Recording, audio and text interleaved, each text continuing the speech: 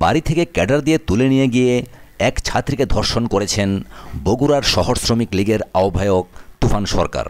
বগুড়ার এই প্রভাবশালী নেতা শুধু ধর্ষণ করেই ক্ষান্ত হননি, বিষয়টি ধামাচাপা দিতে দলীয় ক্যাডার ও এক নারী কাউন্সিলরকে ধর্ষণের শিকার মেয়েটির পিছনে লেলিয়ে দেন।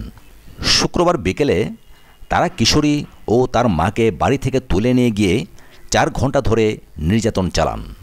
এরপর দুজনেরই মাথা ন্যাড়া করে দেন। বগুড়ার পুলিশ সুপার মোহাম্মদ আসাদুজ্জামান বলেন, কিশোরী ও তার মায়ের প্রতি যে আচরণ করা হয়েছে তা মধ্যযুগীয় বর্বরতাকেও হার মানায়। এটা মানবাধিকারের চরম লঙ্ঘন।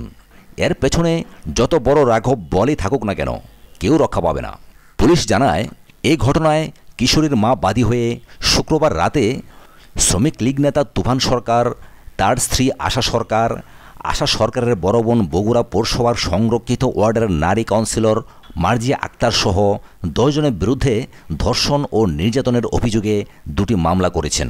পুলিশ রাতেই শ্রমিক নেতা তুফান সরকার, তার সহযোগী শহরের চকসূত্রাপুর কসাইপট্টির আলী আজম ওরফে দীপু, খান্দার এলাকার আতিকুর রহমান এবং কালীতলা এলাকার রূপমকে গ্রেপ্তার করেছে।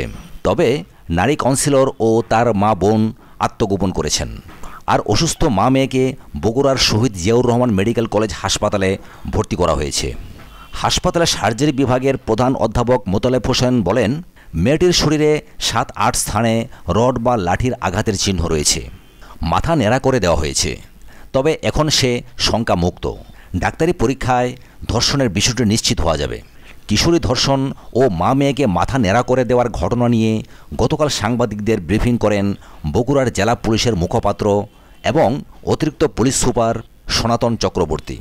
তিনি বলেন, প্রাথমিক জিজ্ঞাসাবাদে তুফান সরকার মেয়েটিকে কলেজে ভর্তি করার কথা বলে ফাঁদে ফেলে ধর্ষণ করেছেন বলে স্বীকার করেন।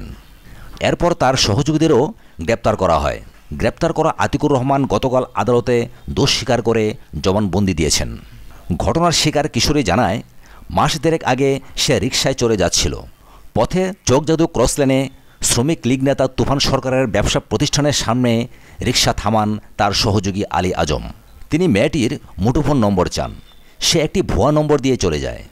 সপ্তাহখানেক পর তার নম্বর সংগ্রহ করে ফোন দেন তুফান সরকার।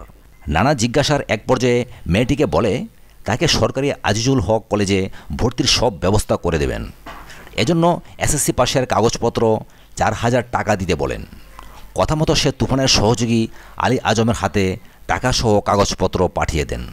মেয়েটি আরও জানায়, 17 জুলাই তুফান সরকার তাকে ফোন দেন।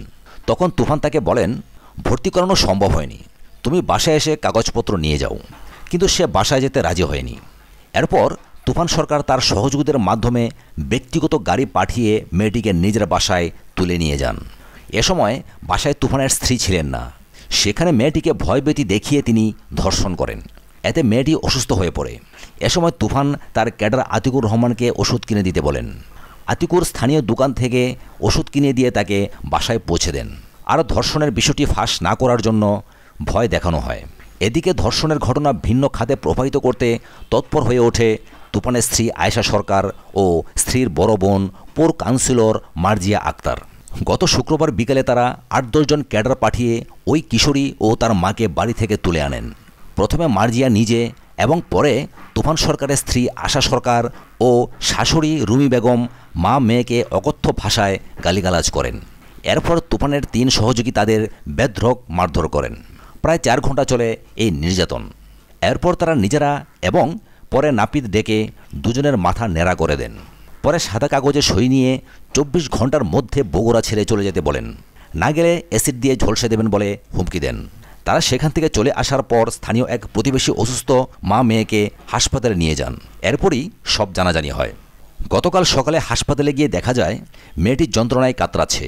কাঁদতে কাঁদতে বলে, অনেক আকুতি মিনতি করেছি, পায়ে ধরে মাপ চেয়েছি, তারপরও রক্ষা পাইনি। জানতে চাইলে বগুড়া জেলা আওয়ামী লীগের সাংগঠনিক সম্পাদক AKM আসাদুর রহমান বলেন, বিষয়টি জানার পর ব্যক্তিগতভাবে আমি বিব্রত। এ ধরনের ঘটনা যদি আমার নিজের কেউ ঘটাতো তারও দৃষ্টান্তমূলক শাস্তি চাইতাম, এখনও চাই। সহযোগী সংগঠনের একজন নেতার এ ধরনের কর্মকাণ্ডে দলের ভাবমূর্তি ক্ষুণ্ণ হচ্ছে।